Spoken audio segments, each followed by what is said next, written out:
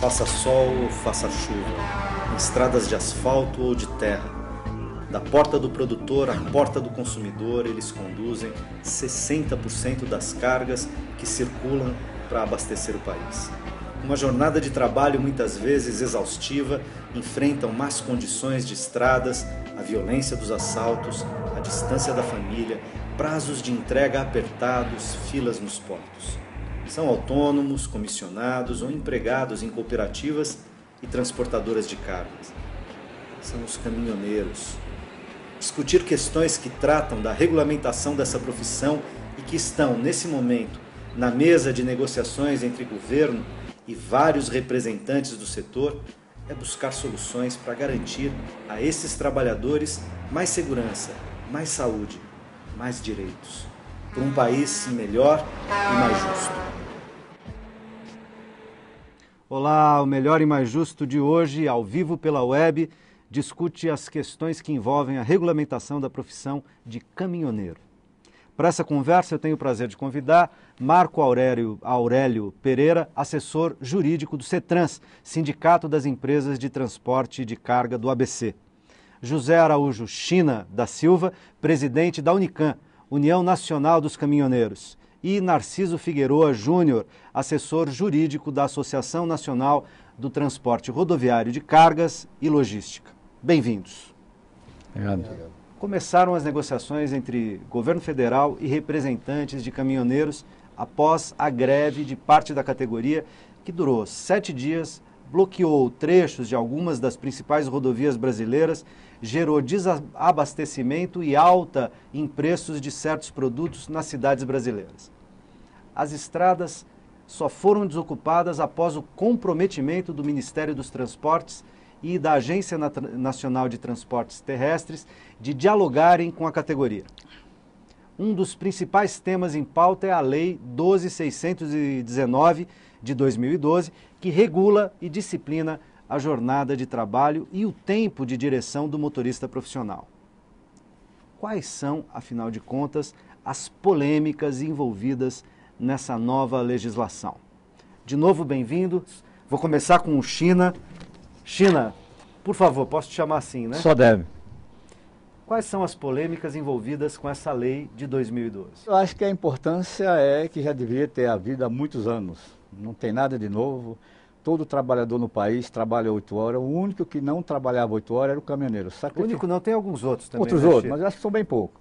Mas o que paga mais o pato, na realidade, são os caminhoneiros, que trabalham, não tem hora para parar, não tem hora para iniciar, trabalha até não aguentar mais, através até de substâncias químicas, em função de o caminhoneiro... Os famosos rebites. Famosos rebites, em função de ganhar o empregado, com certeza ganha pouco, o autônomo menos ainda, o frete pouco, e são uma série de coisas. E, então esse desgaste físico se torna uma situação difícil que agora eu acho que veio para regular o que era preciso ter regulado há muitos anos. Então acho que a lei, a única coisa que está faltando muito é a informação entre a realidade da lei e a informação para os caminhoneiros. Evidentemente que as transportadoras, os empresários, fazem constantemente seus encontros, todo mundo está bem inteirado e eu acho que veio em boa hora. Com certeza nós vamos sofrer muito até regular isso, até todo mundo entender e de acordo com o programa a gente vai falando mais desde que os outros falem. Narciso, e tem um tempo para essa regulamentação? Tem pontos que os caminhoneiros ou parte deles da categoria querem ver modificados? Quer dizer, a presidente Dilma parece que vetou alguns trechos da lei e os caminhoneiros, pelo menos parte deles, são contra os vetos. Quer dizer, há ainda um embate político nas negociações. É isso? Eu gostaria que você explicasse essa situação para a gente. Olha, Luiz, a Lei 12.619, ela trouxe, na verdade, 2 alterações significativas, né? Uma na consolidação das leis do trabalho e outra no Código de Trânsito Brasileiro. Se pretendia também alterar a lei das parcerias público-privadas e a lei de concessão de rodovias para possibilitar que a cada 200 quilômetros fossem criados pontos de parada. E foi exatamente os artigos 7º, 8º e 10º da lei que foram vetados pela Presidente da República. E os vetos, nós sabemos que eles normalmente são vetos políticos, né? Eles não têm um cunho jurídico. Nesse caso, por exemplo, ela vetou o argumento de que a construção dos pontos de parada nas rodovias sob regime de concessão elevaria muito a tarifa dos pedágios. O que a própria NTC contesta, porque temos dados de que não haveria um aumento tão substancial. O outro argumento em relação à parceria público-privada seria que os investimentos não seriam altos suficientes para poder possibilitar um retorno. E aí nós entendemos também que é um equívoco, porque esses pontos de parada eles são realmente necessários e os custos para construção, viabilização são elevados sim.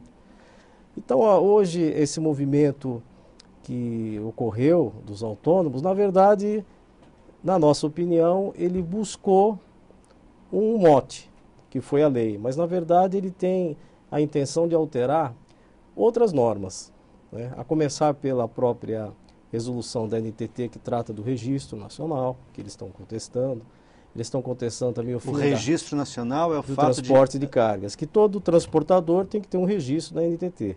E eles questionam algumas regras desse registro. E a outra reivindicação deles é a questão do fim da carta frete, que era aquela troca que se fazia no abastecimento com o vale frete, e que hoje tem que ser pago em dinheiro. Eles estão questionando isso. Eles estão questionando no sentido de que voltasse a carta frete? Sim, eles acham que a nova sistemática do pagamento ser feito apenas com depósito em conta bancária, através de um código identificador de operação de transporte, prejudica o autônomo, e eles estão reivindicando que as empresas que são subcontratadas também sejam obrigadas a receber dessa forma. E na 12.619, o que nós temos acompanhado de questionamento que eles fazem é que as 11 horas entre uma jornada e outra seria um tempo muito longo para descanso. Então eles estão questionando isso. Mas independentemente dessas reivindicações, que nós sabemos que essa comissão que foi criada no Ministério dos Transportes, e o China participa dessa comissão, porque é uma liderança dos autônomos também, nós sabemos que eles irão discutir essas reivindicações, mas a Lei 12.619, do ponto de vista empresarial, ela tem outras implicações, né? Ela acabou criando uma nova cultura na relação entre empregado e empregador. Antigamente, a contratação do motorista de longa e média distância era através do artigo 62 da CLT, que é o trabalho externo, sem controle. A lei mudou isso, agora tem que ter o controle da jornada. Esse controle da jornada ele tem que ser feito ou através de diário de bordo, papeleta de serviço externo ou outro meio idôneo, eletrônico, a critério do empregador. E isso é justamente uma demonstração que a lei veio para criar um pouco mais de segurança nessa atividade, preservando a segurança do transporte, que é uma segurança que interessa não só para o motorista tão somente, mas para toda a sociedade, e também a própria rigidez física do profissional. Então, queria botar o Marco Aurélio na conversa, quer dizer, se, como foi dito aqui agora, a lei é tão positiva, né, eu não estou discutindo o espírito da lei, o desejo de melhorar e criar mecanismos, porque ela tem enfrentado tantas resistências. Quer dizer, parte dessas reivindicações dos caminhoneiros, elas não são legítimas. Por exemplo, a carta frete era um problema, os próprios caminhoneiros, ou parte deles, reclamavam porque eles tinham que gastar parte do dinheiro da carta frete no posto onde eles iam trocar, obrigados a abastecer, a comprar produtos, então eles ficavam reféns de certos postos. Uma coisa era longe da outra, então tinha um posto aqui, se não aceitasse, tinha que andar muito para buscar. Enfim, você tinha uma série de problemas. No entanto, a substituição parece que não foi ainda a contento. Quer dizer, se eu só recebo por via eletrônica em conta corrente, né, e a subcontratante não teria que ser do mesmo jeito? Por que eu não posso ter outros meios de pagamento para facilitar a vida do trabalhador? O que eu estou dizendo é o seguinte, quer dizer, independentemente da lei ter elementos positivos, não há aspectos aí nos quais o caminhoneiro, o autônomo, mas quem está na estrada efetivamente tem razão e essas coisas precisam ser superadas ainda? Veja, inclusive esse é um dos aspectos na discussão dos autônomos e que veio impactar, claro, nas empresas também, porque no entendimento que nós temos aqui na entidade, esse regramento da carta frete ou não para nós, veja, a figura do livre entendimento, quando você fala de um autônomo, o nome já diz, é aquele que tem autonomia. Ele pode ter perdido a autonomia ao longo do tempo, mas sempre foi, e no mundo é reconhecido, aquele que é dono do seu próprio negócio, ainda que não tenha o CNPJ, mas ele tem a escolha, né? E a hora que você começa a pôr regras numa relação comercial, que é uma relação comercial, ele passa a trabalhar para mim, para ele, para outro, esse regramento jamais poderia ser via imposições de códigos ou qualquer outra maneira. Nós já temos leis suficientes que coíbem se ele vai declarar aquilo ou não, se aquilo está sendo sonegado. Já temos leis tanto do INSS, da Receita Federal. Quer dizer, é uma parafernália enorme que existe. O aceitar ou não a carta frete, se vai acontecer ou não, para mim é o seguinte motivo: eu acho que penalizaram aqueles que sempre cumpriram, que sempre pagam os autônomos da forma via depósito em conta ou via através de dinheiro. Por quê? Para que o mesmo inicie a viagem para ter. Hoje ele tem que ir em qualquer outro posto sacar para iniciar uma viagem. Então nós temos clientes, né, associados que estão com esse problema muito sério. Poxa, ele para fazer o início da viagem, ele já vai passar no primeiro pedágio. Pô, então ele tem que ter o quê? Ele tem que abastecer, então ele tem que primeiro passar numa agência bancária ou num posto conveniado. Quer dizer, os caminhos, eu entendo que não seria dessa maneira. A vinculação ou penalização maior, eu até concordo. Se está havendo um pagamento de forma indevida ou através de sonegação, você penaliza quem fez e não toda uma categoria. E que o autônomo tivesse essa liberdade também, né? Eu quero receber de qual maneira? Desta maneira. Né? Mas parece que a gente tem uma situação que às vezes é o contrário, né? Foi pelo menos no período da carta frete, que era o autônomo precisa do frete e o empregador, naquele momento, só pago na carta frete. Então ele não tinha alternativa, não é que ele escolhia o meio. Muitas vezes, embora seja uma relação comercial, só que uma relação comercial que aí, em algumas situações, era dissimétrica, né? Desigual. E aí, melhorar essa situação e mesmo ter forma de controle e de verificação dessa relação, parece... Mas não é uma lei, já temos lei suficiente para evitar o tipo de situações dessa maneira. Agora, o que é uma NR, uma norma regulamentadora? Por exemplo, vou ser muito objetivo, vamos dizer o seguinte, que os caminhoneiros dissessem, olha, não quero mais carta frete. Alguns ainda querem, mas vamos, por hipótese, não quero mais carta frete por causa disso, disso e disso. Acionassem os seus sindicatos, etc., e o governo, etc., dissesse, não, esse meio de pagamento não é correto. Né? Não vai fixar qual é o meio, quais são os meios possíveis? Veja, a situação em que você começa a regular de forma detalhada, ou você quer impor regras nesse nível, você cria o que nós estamos esbarrando numa burocracia. Por exemplo, é a geração de um código da operação do pagamento daquele autônomo. Só que para a geração desse código ele é gratuito desde que você acione viagem por viagem. Isso é impossível. Tem transportadoras com 300 viagens no dia. Precisa melhorar esse sistema. Não, você daí tem acesso por meio eletrônico, só que você tem que pagar por isso. Aí a empresa arca com um custo para poder enviar via meio eletrônico para esta operadora, que foi terceirizada pela NTT. Quer dizer, criou-se caminhos quando que o cerne verdadeiro era consta da lei, depósito em conta corrente. Quem quiser usar outro meio, maravilha. Então fiscaliza o depósito de conta corrente. Mas é obrigatório os dois.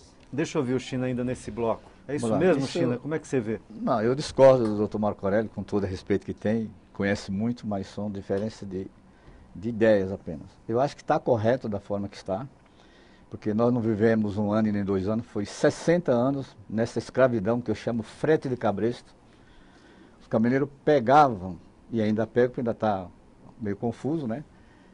Pegavam a sua viagem, sua nota fiscal, se ia daqui, por exemplo, para Recife, qualquer parte do país, ele tinha que já começar ele pagando. o posto de gasolina ele foi feito para vender produto. E no período de 60 anos eles foram o banco. Então você pegava a carga, o adiantamento já era em carta frete. Você tinha que automaticamente parar no primeiro posto e trocar essa carta frete. Podia ser na esquina. Só que para trocar essa carta frete, o dono do posto exigia, e continua ainda exigindo, porque muita falta de informação, que tinha que abastecer 40% daquele valor. Isso é uma aberração. Mas isso não é o pior. O pior é que, além disso, ele ia na bomba, que era a bomba que eles consideram a crédito, a prazo. Pagava mais um ágio de 20 centavos por cada litro.